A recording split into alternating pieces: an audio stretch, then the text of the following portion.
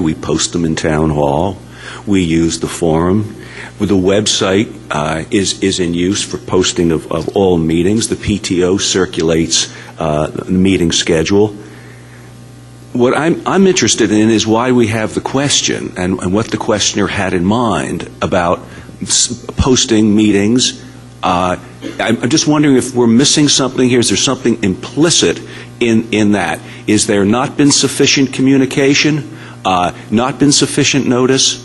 Because I would really like to know that. And if you've submitted the question, I'd really like to talk to you after the meeting, or you can send me an email. Email and my phone number are on the school website under Educate Board of Ed members, and let me know, because I'm kind of puzzled because I haven't heard this as an issue at any other time, that somehow it's not sufficiently known. So if that's the case, I'd like to know a little more. Thank you.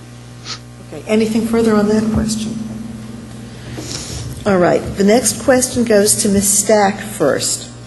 As a Board of Education member, what impact can you make on maintaining and building teacher excellence?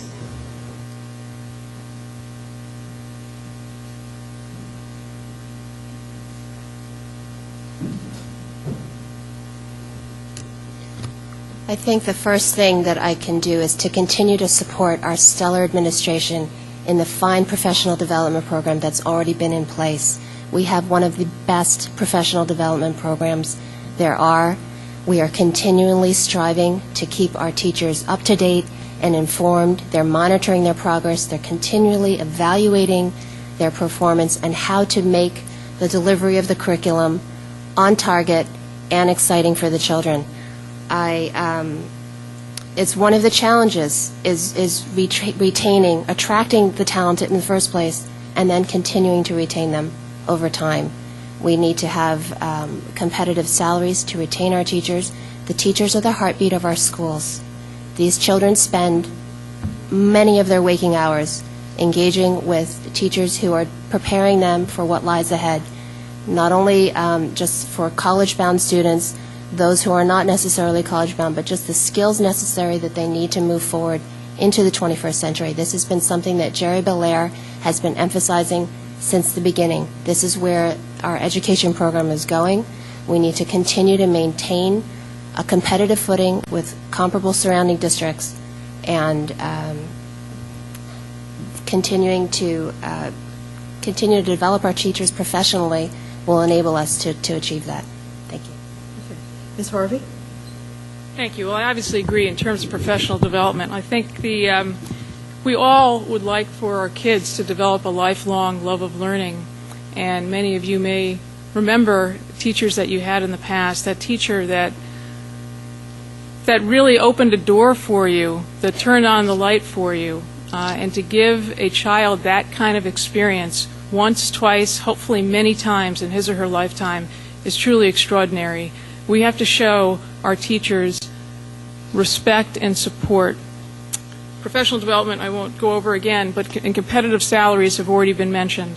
The other thing I'd like to mention is that it's important that our teachers feel that their opinion is valued in the system, that they are consulted in terms of professional development. There are discussions about merit pay systems that you might have seen in the newspaper and what the Obama administration has been talking about. We need their input on a variety of things, from the curriculum to professional development to their needs in the classroom. And I would stress those three things in terms of making sure that our teachers have adequate support. Thank you. Okay. Mr. Bochinski? Well, education is such a people-centered business, if you want to call it a business. The most important thing any administrator has to do, I think by far the most important, is to hire and retain the best.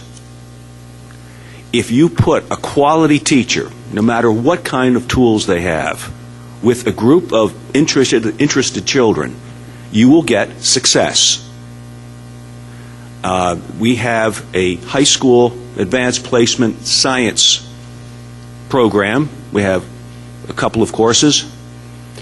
The results of those tests are the envy of everybody I know in administrations in our DIRG in this county and in the Tri-State Consortium.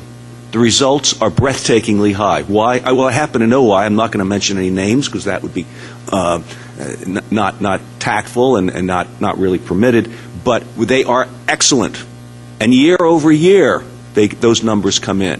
If you hire very carefully and you have an HR person and support people in the schools who know the subject area, we have in fact a very, very tight kind of hiring system, one that other districts don't employ. We make teachers audition. Now, some districts do, but it's actually unusual around here. And it was the first time I had encountered it in this immediate area when I got on the board. It is very helpful. That's got to be the attitude. Get the best. And then, of course, give them the tools to make them even better. Smart boards have been very helpful. And you will end up with a successful experience and an accountable system then. Thank you. I'd like to add that not only do we need to hire the best teachers we can, our new teachers, all of our new teachers that come to Weston actually go through a teacher induction program, which is run with all of our curriculum instructional leaders and our assistant superintendent. We are one of the only districts that does this, and it's very successful in bringing on board new teachers, as we have many teachers retiring. Over a third of our teachers are new teachers and new to Weston, and it's very important that they come on board and feel a part of the organization. Not only in hiring them, we need to continually train them, and through professional development, that's very important. That's ongoing, and we need to help them while they're here with strong administration and keep them excited about what they're doing and in their classrooms with each one of the children and improving their craft on an ongoing basis. Thank you. Is there any rebuttal on that question? All right. The next question goes to Ms. Harvey first. It's a rather long one. Critical and creative thinking skills, not rote learning and test taking, will distinguish our children going forward. What changes in the way our children learn will you support in cooperation with the school administration to accomplish a significant shift in teaching and learning, recognizing the cost and effort to accomplish this? And I would also say recognizing that No Child Left Behind is still out there.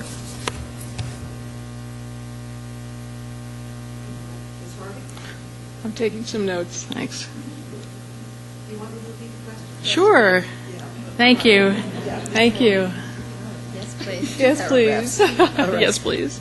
Critical and creative thinking skills, not rote learning and test taking, will distinguish our children going forward. What changes in the way our children learn will you support in cooperation with the school administration to accomplish a significant shift in teaching and learning, recognizing the cost and effort to accomplish this? And I would add, recognizing also that No Child Left Behind is still the law. Well, there certainly have been concerns voiced about No Child Left Behind, and that there may be too much teaching to the test, and that there can be a narrowing of curriculum and instruction as a result.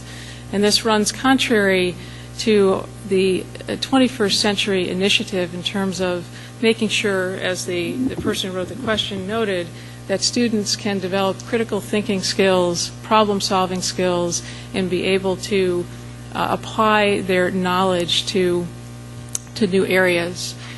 Some of the areas in which we certainly can move ahead, and the schools already have gone ahead, are to more inquiry-based instruction. This has happened certainly in the science area.